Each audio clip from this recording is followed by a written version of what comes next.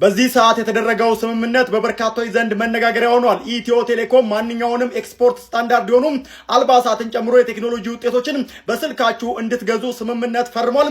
በስካይላይት ስለሆነው ነገር መረጃ ልንገራችሁ፣ እስከ መጨረሻው ተከታተሉኝ። ኢትዮ ቴሌኮም ከኢንዱስትሪ ፓርኮች ልማት ኮርፖሬሽን ጋር በአጋርነትም በኢንዱስትሪ ፓርኮች ውስጥ የሚገኙ አምራቾችን ወደ ቴሌብር ላይ ወደሚገኘው ወደ ዘመን ገበያ በማስገባት ለዓለም አቀፍ ገበያ የሚቀርቡ ምርቶችን ለመጀመሪያ ጊዜ ሀገር ውስጥ ሸማቾች እንዲያቀርቡ የሚያስችላቸውንም የመግባቢያ ስምምነት በዚህ ሰዓት ላይ በስካይላይት መፈራረማቸውን እኔም በአካል ተገኝቼ ተመልክቻለሁ። ይህ ስምምነት የኢንዱስትሪ ፓርክ አምራቾችም የኤክስፖርት ደረጃቸውን የጠበቁ ምርቶቻቸውን ማለትም የጨርቃጨርቅና አልባሳት፣ የቆዳና የቆዳ ውጤቶች፣ የአግሮ ፕሮሰሲንግ ውጤቶችም፣ የኤሌክትሮኒክስና የቴክኖሎጂ ምርቶችን፣ የሞባይል ስልኮችም፣ ታብሌቶችን ጨምሮ ማለት ነው። እንዲሁም ደግሞ የኢነርጂ ምርቶችን፣ መድኃኒትና የሕክምና ግብዓቶችን ጨምሮ የማኑፋክቸሪንግ ምርቶችን ያካተተ ስምምነትም በዛሬው ዕለት ተፈርሟል።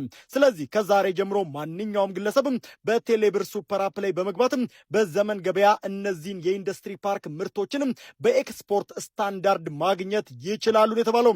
ስለዚህ ሁላችሁም የዚህ ድል ተጠቃሚ ሁኑ። መልካም ቀን።